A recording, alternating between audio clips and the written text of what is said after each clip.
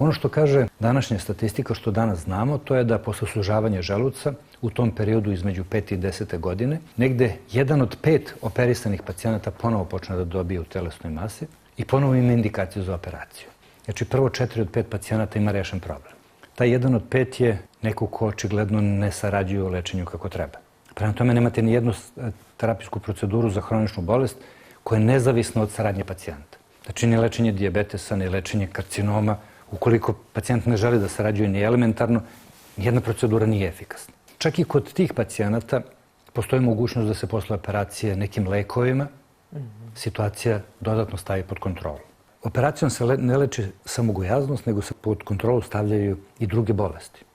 Dijabetes, hipertenzija, problemi drugi metabolički, rizik od nastanka karcinoma. Znate, kad jednoj osobi koja ima 40 ili 50 godina odložite nastanak dijabetesa 10 godina, nije ni to malo.